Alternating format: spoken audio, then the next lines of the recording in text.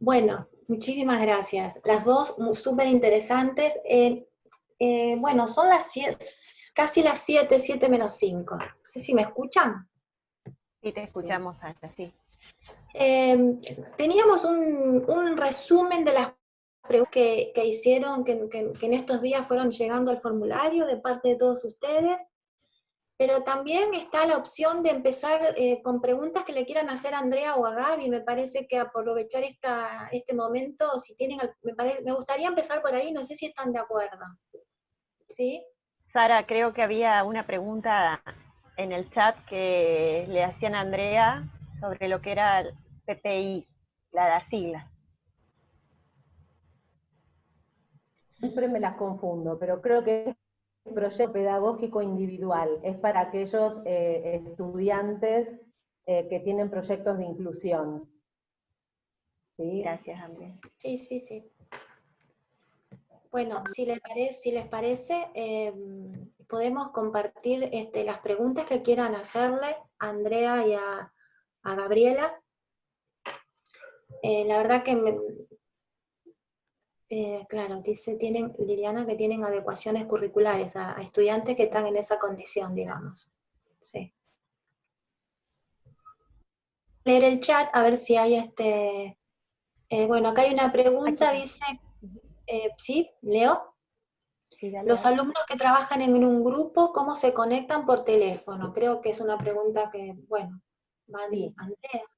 En general, los míos, los nuestros, en general todos se conectan por teléfono, ¿no? Con el chat, con WhatsApp, con Telegram, con lo que sea, pero se conectan en general por teléfono. Sí. Los de la universidad también, digamos. Sara, ¿sí? ¿Me escucha ahí? ¿Sí? Sí, me parece interesante, Andrea, la verdad que qué bueno el relato, o sea, la reflexión, eso es muy potente para seguirlo en la presencialidad, ¿no? Ese relato que hacen de la reflexión, justamente estas habilidades cognitivas de las que hablábamos, de habilidades superiores, tienen que ver con eso, con no resolver solo un ejercicio, sino ponerse a pensar en el estado del saber, qué dispongo, qué no dispongo, y que ese ejercicio sea como si fuera un WhatsApp, una comunicación, que quizás habría que ver cómo se instala y no se pierde eso, porque eso es potente, la verdad. Muy potente. Totalmente. Eso me pareció de mucho aprovechamiento y para definir esto de crear un nuevo modo de hacer la matemática, o sea, no perderlo en la presencialidad, sino quizás meterle un WhatsApp en la presencialidad, no sé. Totalmente. Le decís, Cristo, no me hable. Buena idea, Gabriela, buena idea. Y digamos, qué sé yo, generar esto, porque esto es potente y era lo que siempre decían de que en todos los cursos de didáctica, esto del expresar y argumentar con palabras, porque la matemática estuvo tan alejada de la gente siempre. Y necesitas poner en palabras, explicitar ese razonamiento. Y no sé, se trata y lo veía también con los estudiantes, bueno, con Juana, que tanto le costaba, y ella misma a mí y se emociona, porque ellos se dan cuenta que pueden, porque van resolviendo. Hacer como el diario de los ejercicios, no sé, creo que esa parte es para potenciar y aprovechar, y dejar de hacer esa lista de ejercicios largas, que muchos contar eso, y empezar a hacer, qué sé yo, diarios, relatos de las situaciones, los inconvenientes, ese estudiante que pedía permiso para usar, eso sí me parece que hay que cambiarlo. Que no pidan permiso, o sea, eso que pedía permiso para usar un contenido de adelante, no sé, o que había visto, Sí. ¿no? Algo que había visto después que le permitía resolver un problema que habían hecho antes, de otra manera. Sí. Otra cosa que quería decir era que cuando hacemos clase de consulta, algunas veces, no siempre, pero cuando hacemos clase de consultas, abrimos un documento compartido en el Drive para que las anoten previamente, ¿no? O sea, le decimos, bueno, esto es una clase sincrónica, no podemos llegar a la clase y que cada uno se ponga a pensar en el medio de la clase qué preguntas tiene, qué dudas tiene. Entonces lo que les vamos a pedir es, compartimos un documento y tienen que anotar en ese documento cuáles son las dudas que tienen, qué cosas son las que no entienden, para que después el docente pueda preparar la clase en función de esas dudas y esas consultas que ustedes tienen y las desarrollamos. Y eso también es súper interesante, ¿no? Porque, digamos, no es solo no es una cuestión de organización, tiene que ver con una reflexión acerca de, bueno, ¿qué no entiendo? ¿Cómo lo digo? ¿Cómo lo pregunto? No puedo decir no entiendo nada, tengo que decir algo en particular, ¿no? Ese es el desafío para la presencialidad, no perderlo, ¿no? Es decir, si no... Disculpen que interrumpa, hay muchísimas preguntas en el chat de YouTube. Estaría bueno, ya que no pueden estar aquí, que lo vayamos leyendo y... ¿Querés leerlo, Pachi? Dale, dale. Ahí conectados. Bueno, Buenísimo. me esperan un poquito. No sé si me están escuchando ahora. Perfecto. Te escuchamos, te escuchamos. Bueno, sí. esperen porque son un montón. Empezar por la última. Sí. Ay, Y después no sé qué subís. toqué.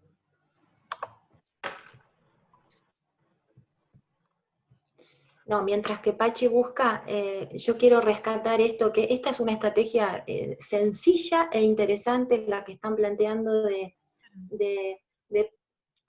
llegar a las clases sincrónicas con tareas que los estudiantes, que los chicos hayan resuelto. Entonces, la clase sincrónica tiene otro sentido, se puede aprovechar muchísimo mejor. Eso se puede hacer en todos los niveles, ¿no? Siempre que contemos con la posibilidad de tener las clases sincrónicas, ¿no? Porque estaban todas esas preguntas del formulario de la gente que tiene esa dificultad, de los chicos que no tienen conectividad. Ese era un grupo grande de preguntas, ¿no? Es muy preocupante eso. Pero bueno... Y en matemática, o sea, siempre la sincronicidad es necesaria, el momento, porque por esto que hablamos de las interacciones docente-alumno, saber, contexto, y bueno, entonces igualmente en esto hay que ser creativo y ver qué posibilidades tenemos, porque tampoco, si la realidad es esta, ante esa situación, cómo poder manejarnos. A mí me pasaba en pensamiento matemático que, bueno, no era para nada fácil, porque es un espacio curricular donde me dedico a romper todas las estructuras, a que, digamos, trabajamos con situaciones, modelizamos, y la modelización no estaban acostumbrados a esto. Entonces, bueno, el espacio sincrónico tiene una potencia que no la podés reemplazar, ¿no? El momento de la interacción, quizás con algunos audios, podría llegar a ser, pero necesitas alguna comunicación de la voz. La voz de la escucha es irreemplazable. Lo bueno de este tiempo es que nos hemos dado cuenta que la escuela, el espacio de la universidad, las aulas, bueno, están buenas. O sea, son buenos espacios que hay que potenciar con este tipo de cuestiones, ¿no? Seguro.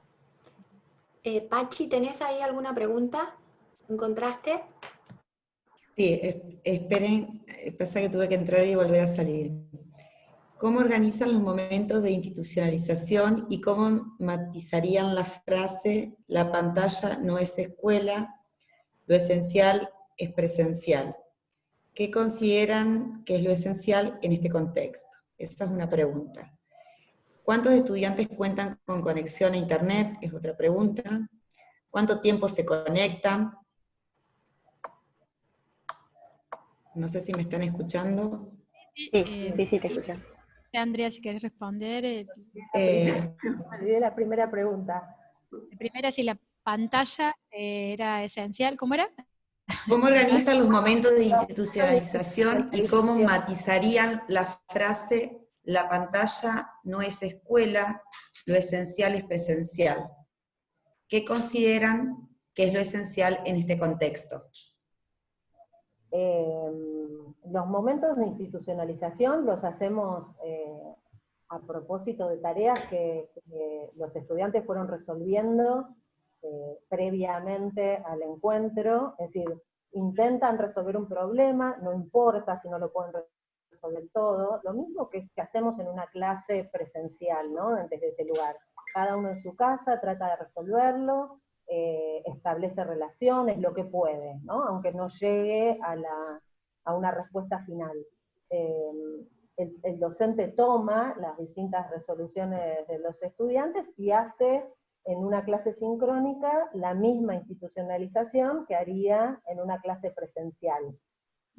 Obviamente la diferencia es que cuando están trabajando en la clase presencial, el docente va recorriendo los bancos, vas viendo qué están haciendo, qué no están haciendo, podés ayudar a alguno que esté trabado, podés responder preguntas, que no te lo permite la virtualidad, ¿no? O sea, obviamente, cuando decíamos no es lo mismo, porque de verdad no es lo mismo, lo que te perdés es esto, ¿no? Es como la interacción puntual del docente con cada uno de los estudiantes en el momento de la resolución, ¿no? Eso se va perdiendo. Que de alguna manera lo podés recuperar con las consultas que te van haciendo. No sé si Gabriela quiere...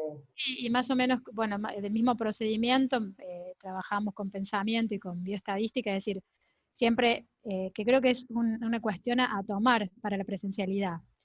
La presentación del problema, que lo puedan desarrollar con sus procesos, con sus procedimientos, sus heurísticas. A mí lo que me sorprendió es de un estudiante que estaba muy que después me dijo, yo me fui a leer, yo le había recomendado un libro que tengo, que es Matemática de un Sentido, donde trabajo técnicas de conteo, pero no les dije hagan los ejercicios. Y ella me dice, me puse a hacer todos los ejercicios. Me sorprendió porque yo me quedé, la autonomía que se generó, digamos, fue que en otro momento quizás estaba más dependiente. Entonces tenemos que aprender de este proceso esa parte, ¿no? En tratar de salirnos de nuestra centralidad tendría que estar en provocar, promover, acompañar, guiar, hacer buenas preguntas y tratar de generar esta autonomía que ahora sí, digamos, lo potente es esto, que muchos lo pudieron desarrollar y lo complicado es que otros están muy trabados y es más difícil acompañarlos. Cuando hay dificultad, la dificultad se hace mayor. En el caso de los estudiantes que no han, por ejemplo, que no han podido resolver el problema de la cantidad de ID, que era complicadísimo, muy complejo el problema de la cantidad de ID del Zoom, porque no era para nada simple, hay muchos estudiantes que, bueno, están muy trabados, entonces ahí yo me tengo que poner como si fuera a la par, al lado, y esto no lo tiene la virtualidad, ¿no? Y la confianza, algo que me pasaba, por ejemplo, particularmente a mí, en pensamiento o en estadística, cuando generás, siempre trabajamos con resolución de problemas desde el primer día de clase, entonces generás una cuestión de ese obstáculo cognitivo, ese conflicto cognitivo, el estar con la palabra, quédate tranquilo, que ya vas a ir, ya vas a encontrar el camino, es posible, la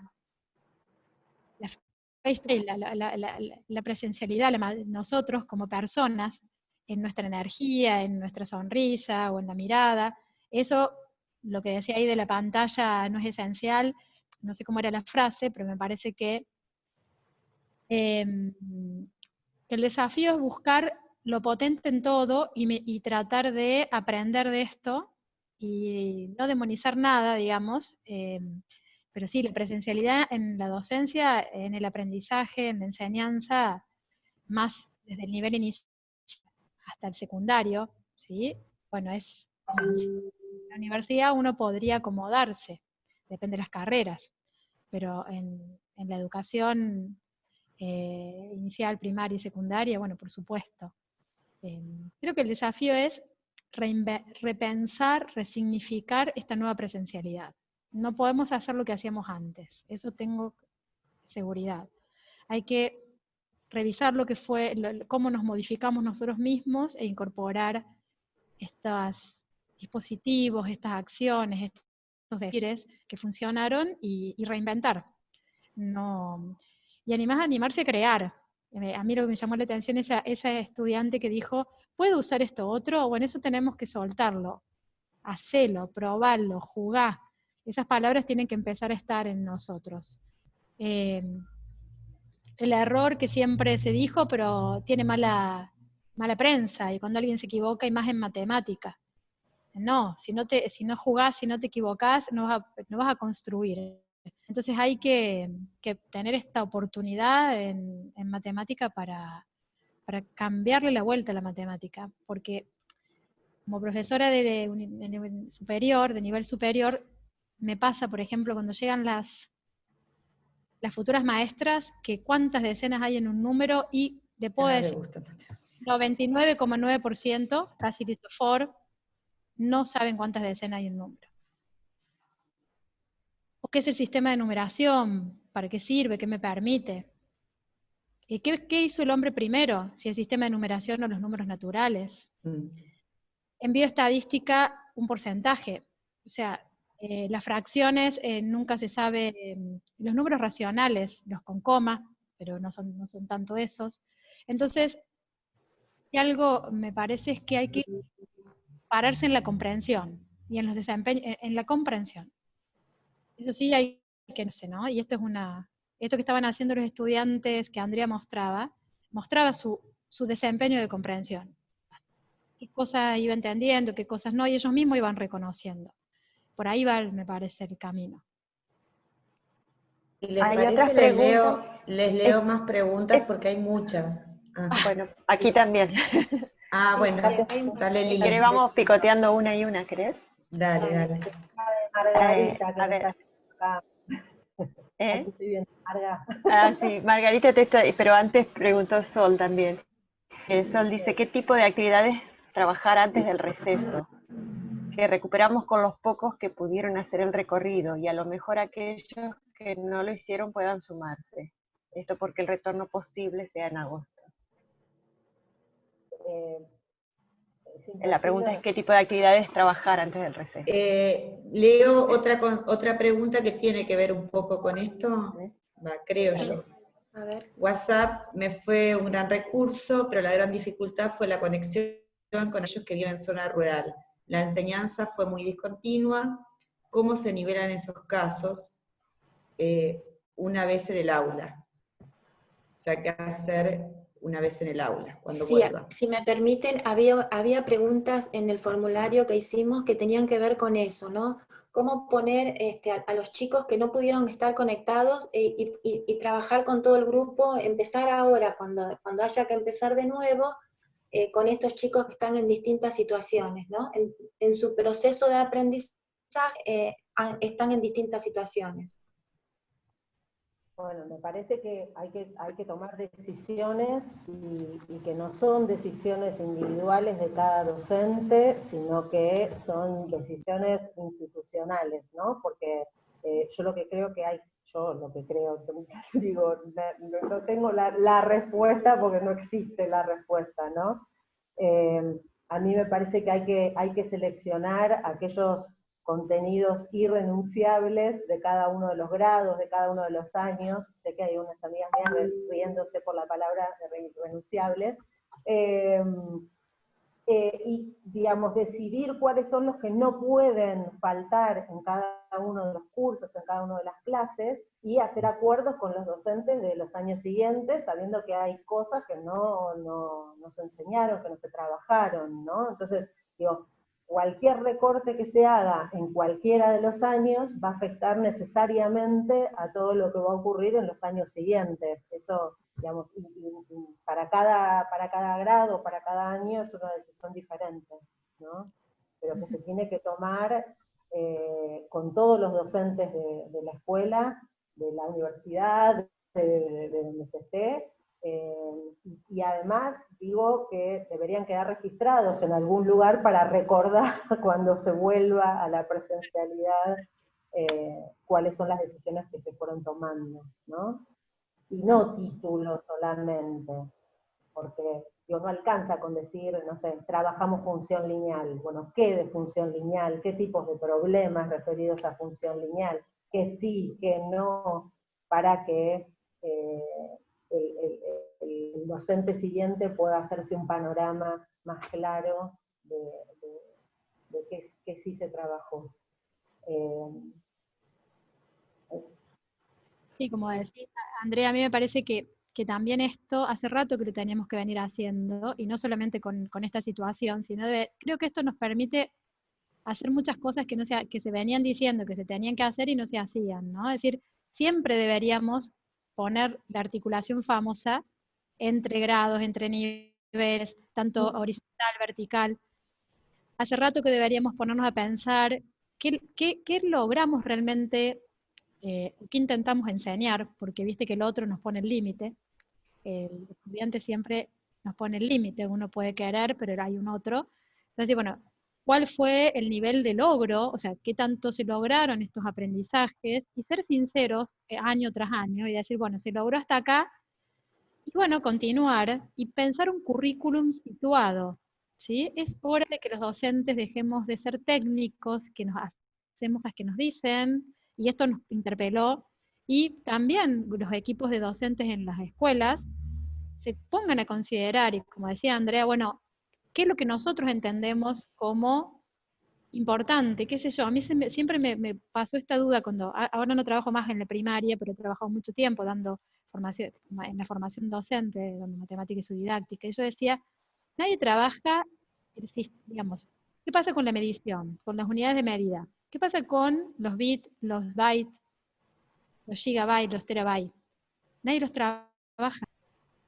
Trabajas ahí sistema de numeración, potenciación, empezar a pensar no en contenidos aislados, es un desafío, sino esto es una oportunidad para eso, ¿no? Para empezar a sentarse en equipos, en comunidades de pensamiento, que las escuelas realmente que sean eso, y aprovechar esto, y estos niños o estudiantes que no lograron a lo mejor porque no tenían, bueno, ¿cuál es su estado de saber? ¿Cuál es la realidad?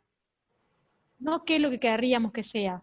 ¿Cuál es? Y en función de la realidad, como dice Andrea, tomar decisiones a nivel institucional y hacer trayectorias, las famosas trayectorias, es decir, bueno, quizás empezar a hacer más diseño en nuestras secuencias, en nuestras, y en el sentido de que nosotros como docentes podemos decidir por el currículum también. Lo que pasa es que, bueno, tenemos que ver la comprensión como centro, no el dato, no el guardar en memoria un conjunto de definiciones, sino si hablamos, por ejemplo, de la factorización, y vos siempre le preguntás, ¿qué factorizar? Y la gente te hace la raya, como si te diera el...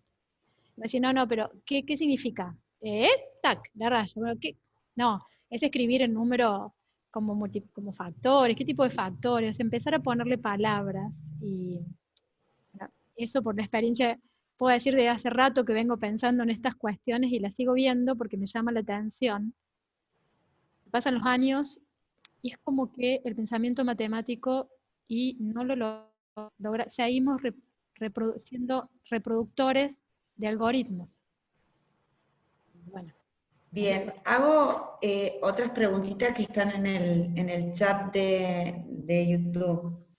Había muchas preguntas que las agrupé que tienen que ver con cuestiones técnicas. ¿Cuánto tiempo se conectan con los alumnos? ¿Cuántos estudiantes cuentan con conexión? Sí, creo que es un problema con el que contamos, que tenemos todos, que algunos alumnos tienen conexión y otros no. Si fijan horarios para el dictado de estas clases sincrónicas o utilizan las horas de cursado habitual. Eso es en cuanto a cuestiones técnicas que están preguntando, hay varias preguntas, y hay algunas preguntas también referidas a cómo evaluar.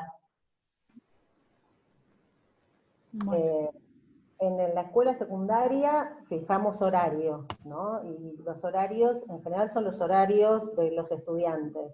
Algunas de las clases sincrónicas se hacen con todo el grupo y algunas las hacemos por grupitos, ¿no? Con esto que les contaba antes, que los dividimos en grupos según los tipos de estrategias que ponen en juego, o citamos en otros horarios a algunos estudiantes que necesitan algún tipo de trabajo más particular, pero tratamos de respetar los horarios de clase, ¿no? Y después sí hay como un flujo de mensajes que van y vienen en cualquier horario, que son los del Telegram, los del WhatsApp, etcétera, etcétera.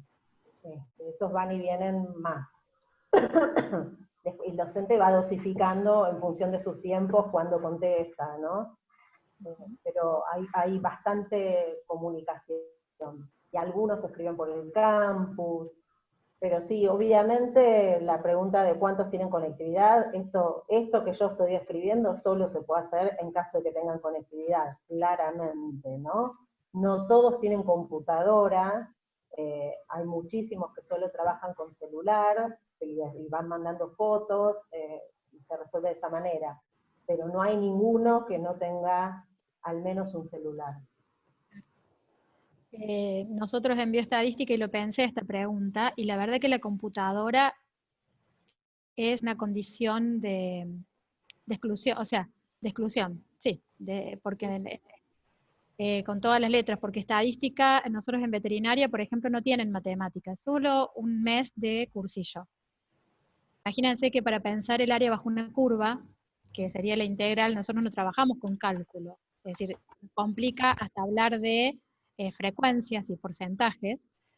La computadora es nuestra herramienta como el lápiz y papel, pero en la presencialidad también es cuestión, por eso cuando veía lo de la brecha y la desigualdad, y creo que esta pandemia puso en evidencia lo que por ahí muchos no mirábamos, o como, bueno, y cuando hablamos de la diversidad, cuánto se puso, digamos, cuánto se habla de la diversidad, de las variables didácticas, de atender a la diversidad, y creo que esto también permitió darnos cuenta que cada caso es un mundo, es decir, en esta situación, que cada estudiante tiene sus historias, y no fue fácil ponerse en esto, escuchar hasta la universidad, le pasó que tuvo que hacer un relevamiento de qué estudiantes no tenían, es decir, hubo que, eso sí, estuvo bueno, hubo que ir a las casas, digamos, de nuestros estudiantes. Nosotros en estadística, por ejemplo, necesitamos que tengan computadora para usar Infostat, para trabajar software, es decir, no. Entonces, cuando en la presencialidad estaban el aula informática, aquel estudiante que no te disponía. En este caso, no sé cómo nos va a ir en el segundo cuatrimestre porque tenemos 200 estudiantes, el primer año. Ahora queremos replicar este modelo que nosotros ya veníamos trabajando con el aula extendida. Siempre los chicos tuvieron que tener compu, pero si no iban a... Y ahora en este mes, que calculo que no, que todavía vamos a hacer la presencialidad, no sé cómo nos va a ir, qué pasa si algún estudiante no tiene, pero realmente si no tiene, no va a poder construir el proceso de aprendizaje, o sea, no va a poder evolucionar porque necesita jugar con la compu en estadística. Es decir, no se trata de hacer cuentas, necesita estar con los datos, y porque el estadístico tiene que hacer eso. Entonces, ese es lo que preguntaba también Jesús, no sé si estará, él preguntaba esto, ¿qué pasa en las escuelas rurales que no tienen nada de conectividad? O pensaba en las zonas aborígenes, que están en nortes, en lugares donde no llega, y bueno, son condiciones que hacen que queden, o sea, es una limitación real, es decir, competencias digitales necesarias en estos tiempos, para no quedar afuera. La alfabetización, y esto lo hablamos con Liliana siempre, ¿no? La alfabetización matemática hay que agregarle la alfabetización estadística, porque el mundo se habla en indicadores, en tendencias, y la alfabetización digital. Ya no estamos hablando solo de la alfabetización en lectoescritura. Entonces, es complejo. Eh, Cuando no hay conectividad, y es un desafío profundo porque estamos generando desigualdad. Es decir, ahí no... Sí, si me permiten, yo perdón. quería... Sí. Perdón. No, Sí, dale. Disculpen, yo quiero hablar porque hay ruido en mi casa y quiero decir dos cosas. En relación a la evaluación y prácticas de residencia, son dos puntos muy importantes que, en realidad hay muchas preguntas referidas a esas dos cuestiones, evaluación y práctica de residencia. Perfecto. Respecto de la evaluación, digamos que por ahora la experiencia que tuve fue, bueno, tuve dos, en la universidad y en la escuela secundaria. En la escuela secundaria fue justamente una evaluación de un examen previo, de estudiantes que tenían matemática previa de escuela secundaria. Y también la verdad que fue muy interesante lo que sucedió, porque el ministerio decidió que los exámenes previos iban a constar de una lista de problemas para que ellos resuelvan y después una defensa sincrónica. Entonces, lo que sucedió en la primera vez que lo hicimos fue que todos los alumnos habían sido ayudados, ¿no? Se habían presentaron resoluciones de los problemas que no eran propias, que se los habían hecho profesores, no sé, familiares, alguien, y no pudieron defender nada en el espacio sincrónico, ¿no? Entonces, cuando terminó el examen y dijimos, mirá, la verdad que no te podemos aprobar así, y charlamos sobre eso, ¿no? Bueno, ¿quién te ayudó? Sí, me ayudaron, pero vos entendiste, no, en realidad no.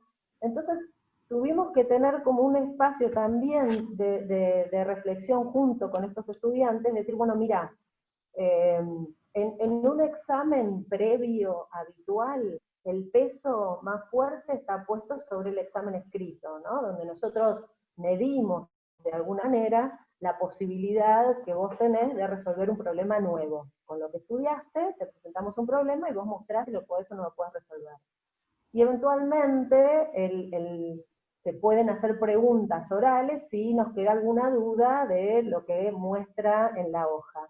Pero acá se invierte la importancia de esos dos espacios.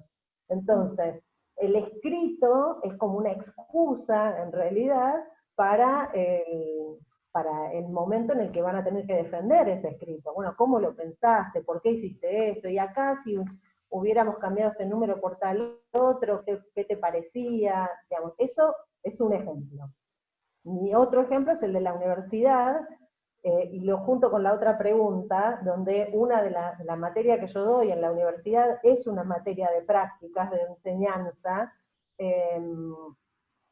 y el examen que tuvieron que hacer era un examen más bien reflexivo, de análisis didáctico, que de todas maneras lo hubieran hecho en sus casas, leyendo los textos y vinculando los textos con lo que estaban analizando. Así que digamos que eso fue un examen común y corriente. Ahora, respecto de las prácticas, lo que hicimos, ojo, digamos, pudimos hacer esto porque la materia que yo doy no es de las últimas prácticas que hay, no es de las prácticas en donde tienen que ir a dar clases ellos, ¿no? Es más, son prácticas más de observación. Entonces lo que hicimos fue sustituir los momentos de observación por análisis de registros de clases, filmaciones de clases, producciones de estudiantes, etcétera, etcétera, etcétera. Todo el material que se les pueda ocurrir. Sí, con respecto a práctica, yo no estoy en práctica 4 desde el Ateneo de Matemática para Educación Inicial, y realmente fue un desafío porque han intervenido en las aulas virtuales, les han permitido, digamos, empezar a realizar sus residencias en este contexto de virtualidad. Y entonces el desafío, empezamos con matemática, justamente porque veníamos trabajando con los juegos, y fue una manera de... por eso aparece en el video la maestra de la sala de 4, que también es la profesora de práctica 3, y bueno, fue todo un desafío. Inclusive el otro día tuvimos reunión con las directoras de los jardines de infantes, de cómo íbamos, hay uno de los juegos que es el juego, hay otro de los juegos que es no la ocasión, el tejo, innovando también los juegos tradicionales, y bueno, hasta discutir también cuándo lo iban a implementar, estaban las maestras. Entonces hemos podido también intervenir en el sentido de realizar, que los estudiantes realicen sus prácticas en un contexto de contingencia, y nos pareció potente, porque es una linda oportunidad, ¿no? Es decir, esto no se nos va a olvidar más, porque yo les decía el otro día charlando con ellas, con las chicas de tercer y cuarto año de matemáticas y didáctica en el Ateneo, que es para que tomen conciencia de que la contingencia nos puede atravesar y hay que estar preparado a la posibilidad. Me gusta la pedagogía de la posibilidad, me gusta esto de pensar, es decir, y no aferrarse a ningún modelo, a ninguno. a ningún paradigma. Ser capaz de decir, bueno, ante esta situación, ¿para dónde vamos? Que lo decía Toffler, si lo pueden leer el libro El Shock del Futuro, se los recomiendo, porque no es una obra pedagógica, yo le hice el análisis pedagógico y aprendí muchísimo, porque él decía esto, ¿no? De mirar posibilidades, del horizonte de posibilidades, de la combinatoria. Es decir, deberíamos trabajar todos en matemática con combinatoria, porque tiene que ver con esto, ¿no? Con no aferrarse a ningún camino. Y con la evasión, me parece que esto me pasó con mis colegas de la universidad. Yo trabajo en la parte de asesoramiento, trabajamos en diálogos con los profesores, y era un gran problema la evaluación. Y me parece que el desafío es ver qué entendemos por evaluar, qué miramos cuando miramos, y en realidad qué instrumentos utilizamos para evaluar. Y esto del copiar y la preocupación, porque si vos trabajas con buenas preguntas, buenos problemas, la verdad que ¿cómo les puedo decir? Y que el estudiante, como dijo Mariela en esto de que no sea aprobarnos lo mismo que aprender, empezar a educar a personas capaces de autonomía, capaces de autocontrol. En esto de la pandemia lo vemos, si no nos ponen a alguien al frente que digamos, parece que si no está el panóptico, no hacemos las cosas si alguien no nos controla. Entonces el desafío de la evaluación en realidad el desafío de la educación es esto, ¿no? ¿Qué hacemos cuando nos preocupamos tanto por el copiar? ¿Qué está pasando con eso, no? Evidentemente, como educadores tenemos que pensar en cosas que van más allá del ejercicio, sino decir, ¿qué queremos lograr con nuestros estudiantes? Que sean personas capaces de conciencia, autonomía, y en ello está el tema de la evaluación.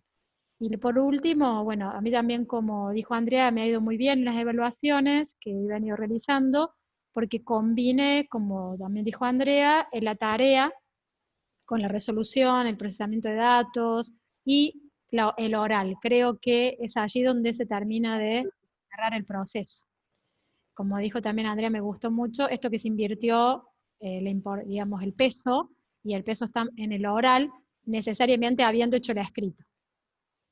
Porque si no tampoco podés hacer preguntas vacías de contenido. Así que bueno, eso sería. Pero bueno, estamos aprendiendo todos y es un lindo desafío esto. Gracias, Gabriela. Quiero leer una pregunta para Andrea, que hace un rato ya que la plantearon. Dice, ¿cómo se articulan las clases teóricas a través de videos con el proceso transitado por los estudiantes en otras instancias?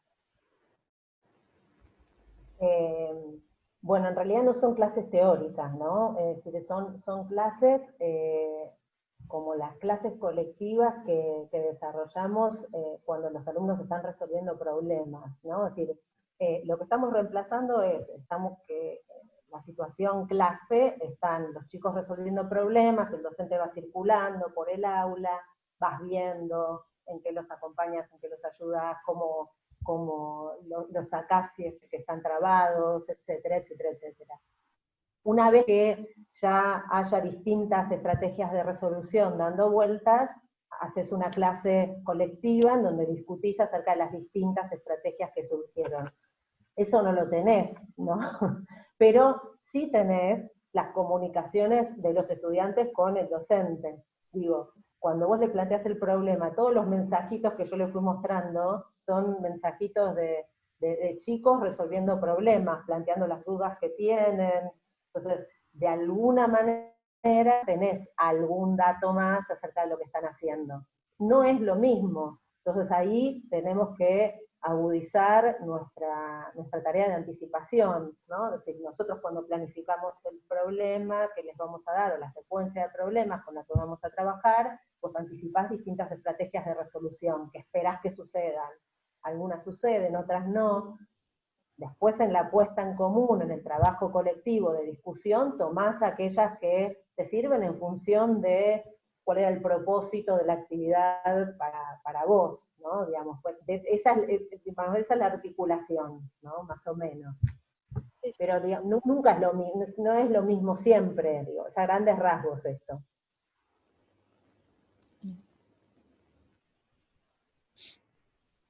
¿Está bien, Marga? Bueno.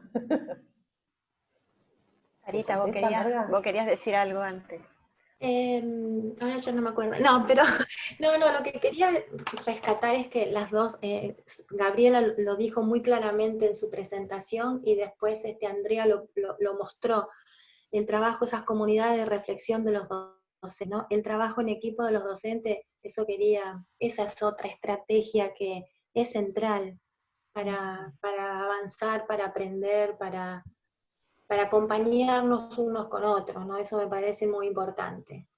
Y bueno, que muchas veces el docente no lo tiene, el docente que está en el aula solo, en una escuela rural o en una escuela urbana, da lo mismo, pero bueno, hay que crear lazos. En eso yo creo que esa es una tarea, a lo mejor nosotros como comunidad, de empezar a generar, podría ser un espacio, pero empezar a crear lazos para acompañarnos. Me parece que eso es muy importante. Sara, justamente por la experiencia, bueno, a mí me tocó asumir como directora de esta área de promoción de calidad educativa con todo esto. En diciembre lo propusimos y los docentes del instituto, que son ingenieros, que son veterinarios, que son, bueno, químicos, están esperando los miércoles, que le pusimos diálogos entre docentes, compartimos experiencias y resolvemos dudas, todos los miércoles a las 18 hasta las 20, y no se va nadie, que las tengo que echar, tengo que decir ya, hora de irse, y realmente se ha producido una sinergia, un espacio donde empezamos a hablar de cuestiones de marcos teóricos, de enseñanza, de situaciones conflictivas de los estudiantes, o sea, con profesionales que quizás no estaban tan conectados con esto de, digamos, de los marcos teóricos de la enseñanza, del aprendizaje, de la didáctica, están ávidos y se ha creado ese espacio y me parece que por ahí va por el lado de empezar a crear comunidades de pensamiento y esto sí potencia esta, porque si no, no lo podríamos hacer si no tenemos una herramienta como esta. Si lo tuvimos que hacer presencial y vamos a hacer menos. O, bueno, se pueden... En cambio, esto me parece que fue una linda creación, una linda, esas cuestiones que surgen y hay que empezar a seguir por este lado. Ese es el camino. Empezar a juntarnos entre los docentes, a acompañarnos, no disertando. Me parece que las disertaciones, yo soy más no la disertación, sino el de compartir. Me parece que por ese camino tendríamos que, más lo horizontal y no tanto la cosa de la bajada de línea, ¿no? Ese es el desafío. Y este es Yo quería agregar algo a lo que ustedes ya han dicho y que me parece interesante este planteo, por ejemplo, que hace Gabriela de no atarnos a un modelo, a un marco, y de darnos oportunidad a nosotros y también a nuestros estudiantes. Nosotros en este cuatrimestre tuvimos la oportunidad de trabajar con 2 estudiantes del profesorado de matemática que les tocaba hacer su práctica docente en el aula, y como no tenían el aula, bueno, estuvieron con nosotras en nuestras clases virtuales y armando todos los materiales a la par nuestra, ¿no? Que le ofrecimos a los alumnos, buscando hacer aprendizaje invertido también, ¿no? Y creo que fue, digamos, una experiencia para nosotros, un aprendizaje tremendo, y creo que para los estudiantes también fue otro tipo de aprendizaje distinto al que le hubiera tocado seguramente si hubieran podido asistir a la clase, ¿no?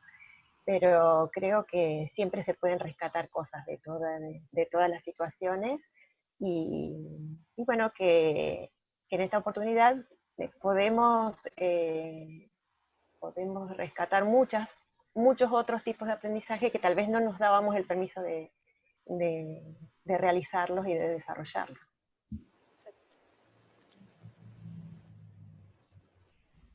Bueno, no sé si les parece, si quieren compartir algo más. Estamos con el tiempo cumplido, pero de todas maneras, veo que está Laura, nuestra decana ahí, no sé si tiene ganas de compartir algo con nosotros. Las estaba escuchando atentamente, sobre todo me quedé porque particularmente me interesaba un poco las reflexiones que estaban haciendo y sobre todo el tipo de preguntas y estas cuestiones de cómo evaluar, qué evaluar, y el tema de las prácticas, sobre todo en las carreras de formación docentes, es una preocupación que nos atraviesa a todos y a todas las disciplinas. Así que me parece más que pertinente lo que acá fue apareciendo. Liliana comentaba cómo trabajamos en la Facultad de Humanidades, en donde los estudiantes de nuestras carreras de profesorados tienen una instancia de práctica docente en el nivel superior, y otra instancia de práctica docente en el nivel secundario, que obviamente esa no se ha podido desarrollar por las características de la pandemia. Pero sí, en el nivel superior, me pareció importante poder habilitar esos espacios, porque también es una nueva manera de poder incursionar en esto de la práctica, en estos contextos, ¿no? Y en estas contingencias. Y una cuestión que me pareció interesante, que lo planteó Andrea al principio, esto que decía, los docentes tuvimos dificultades. Yo lo suscribo, absolutamente tuvimos dificultades, y creo que seguimos teniendo dificultades. Estamos un poco más preparados porque estamos llegando al final del cuatrimestre. En el caso de la facultad, lo terminamos la semana que viene. Pero sí seguimos teniendo algunos problemas, y justamente pensamos estrategias de cómo tratar de resolver esos problemas, que no serán problemas matemáticos, pero sí son situaciones de aprendizaje que nos ponen frente a nuevos desafíos, que muchas veces no tenemos todas las herramientas que desearíamos para poder abordar esas situaciones. Pero me parece que estos encuentros, Sara lo planteaba, esta cuestión que creo que también yo rescato como positivo, al menos lo veo más desde el punto de vista de la universidad, donde tengo mi mayor, digamos, tiempo y carga horaria, que reforzó esta idea del trabajo cooperativo del equipo docente. Yo creo que en eso fue como una cuestión que nos comenzó a compartir cómo trabajar, cómo resolver alguna situación, cómo abordarla, y desde la gestión también. Porque si bien, ahí les hablo un poco más como decana y no tanto como docente, si bien teníamos reuniones sistemáticas con los decanos y las decanas y con el rector, pero esto es como que nos fortaleció aún más el hecho de compartir ciertas decisiones que se tomaban en un órgano de gobierno, que podían ser tomadas en otros también, con las adecuaciones o con las adaptaciones. Es decir, compartir cómo se resuelve esto, de qué manera, cómo lograr que los estudiantes puedan avanzar en sus trayectorias educativas en un contexto que tiene estas complejidades. Me parece que eso yo rescato, digamos, como un elemento positivo dentro de un contexto que está asignado, digamos, por incertidumbres y por complejidades. Pero me parece que ahí hay como ciertos lazos que se fueron, digamos, de algún modo fortaleciendo. Y la otra cuestión es cómo generar nuevos lazos, que Sara lo decía, cuando uno trabaja tal vez en soledad. Y esto de las escuelas rurales, que Gabriela lo planteaba y que salió, es una cuestión muy interesante. En Santa Fe hay un caso que incluso tuvo una visibilidad en los distintos medios, de una estrategia que ideó una maestra, digamos, en donde iba todas las semanas y les dejaba en los campos, digamos, ciertos materiales y tareas para que los alumnos puedan hacer. Entonces, bueno, no hay conectividad, porque la conectividad muchas veces no depende de las posibilidades económicas de esa familia, sino es estructural. No llega, digamos, la red a abastecer a determinados lugares. En otros casos, tiene que ver con situaciones socioeconómicas. Entonces, lo que hizo la pandemia, y ustedes lo plantearon también muy bien, es exponer aún más las desigualdades que eran preexistentes, pero las visibilizó. Y se generaron tal vez nuevas desigualdades. La cuestión es acá tenemos otra dimensión más para poder analizar, es decir, cómo logramos mitigar esas desigualdades. En la vuelta a clase, que va a tener algunas características, que no van a poder volver todos, se están ensayando distintos escenarios, todos los días aparecen propuestas nuevas de cómo volver, en qué condiciones, no va a ser para todos, va a ser gradual, probablemente haya regiones que vuelvan antes que otras tal vez el tiempo sea aún más lejano. La universidad también está en esa encrucijada de que en algunos casos podemos hacer ciertas actividades presenciales y en otros no, pero en el caso de la Universidad Nacional del Litoral, como puede aparecer en algunas otras universidades, no solamente tenemos estudiantes de la ciudad de Santa Fe, sino tenemos estudiantes que provienen incluso de otras provincias que no es Santa Fe.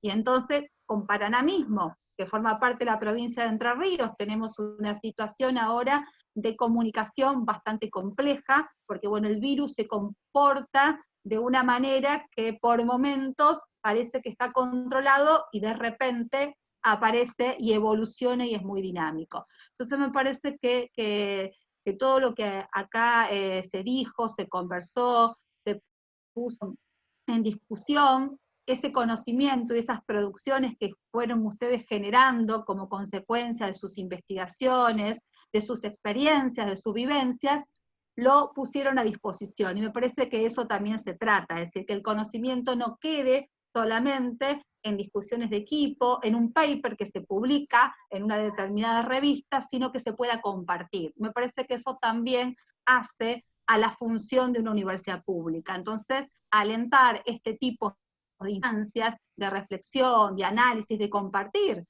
las vivencias y también las preocupaciones, ¿no? Y entre todos poder buscar algunas estrategias, algunas posibilidades, pensar en oportunidades. Me parece que eso es lo más rico de estas instancias y de estos encuentros. Así que más que agradecida, y me pareció muy interesante todo lo que plantearon. Gracias. A mí me gustaría hacer una reflexión desde el punto de vista pedagógico, que cuando, bueno, aprendí mucho en el doctorado, porque de ser profe de matemática, pasar estadística, que hace una estadística en un doctorado en pedagogía, bueno, el acto educativo se analiza en 3 dimensiones. El antropológico, es decir, ¿a quién estoy educando? ¿No? Y este es un a quién ahora. El teleológico, ¿para qué? Metodológico, y recién ahí va el cómo. Entonces, me parece que este tiempo, y en la universidad pasó con profesores que se empezaban a preguntar esto, ¿no? Es decir, qué características tienen estos estudiantes, es decir, esto ha puesto en relevancia la pedagogía. Vos sos Laura, filósofa, ¿verdad? Sí. Esto de la reflexión. Esto me parece fundamental porque lo habíamos perdido, era todo más técnico, más el cómo. Pero no puede haber un cómo si no hay un para qué y un a quién. Entonces, invitarlos, ya no desde el lugar de la parte mía de matemáticas, sino más metida, más cercana a Laura, desde la pedagogía y la filosofía, invitarlos a que seamos capaces de reflexionar siempre, y que la reflexión sea nuestra guía, y que no le tengamos miedo a eso, a elegir modelos, a cuestionar modelos, a pararme ante el currículum y decir esto a mí no me sirve. Que seamos, si le pedimos a los estudiantes que sean autónomos, críticos, que primero lo seamos nosotros. Entonces, que pongamos en valor la pedagogía y en ello la filosofía. Eso sí quería. Sí, no, yo una cuestión más, porque esto que estabas viendo lo planteaba Flavia Terilli, que bueno, ustedes la conocerán o habrán leído algunas cosas de ella. Flavia en estos momentos también está a cargo del decanato de la facultad, que no se llama así por el modelo organizacional que tiene la Universidad General Sarmiento, pero vendría a ser el equivalente de una facultad, y ella lo que ponía sobre todo en el acento, que también otra de las cuestiones que pone en evidencia esta situación de pandemia es la importancia que tiene el rol docente. Entonces, y que enseñar no es hacer cualquiera. Y eso me parece que está muy bueno, porque si no, es un poco lo que charlábamos en reuniones que tenemos de la Asociación de Facultades de Humanidades y Educación. De educación habla todo el mundo, habla en el supermercado, habla en la peluquería, hablan de todos, como podemos hablar de fútbol o podemos hablar de algún deporte. Entonces parece ser que esos son temas opinables, y todo el mundo puede, digamos, tener alguna opinión al respecto. De otros temas de salud, bueno, son los médicos, etc. Entonces, cuando suceden estas cuestiones, se pone justamente en evidencia qué significa enseñar, ¿sí? Y entonces ahí es la importancia que tiene justamente esa formación en docencia, que es muy importante. Aun cuando no el título no sea el de profesor, pero sí toda la trayectoria y toda la experiencia en formación.